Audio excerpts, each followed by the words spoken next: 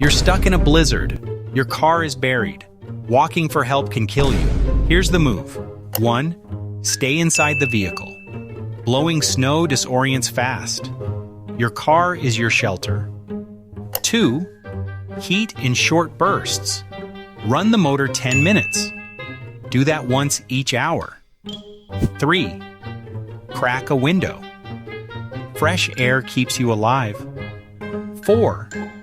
Clear the exhaust pipe.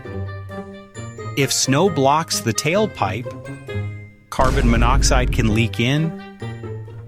5. Make the car obvious. At night, turn dome light on.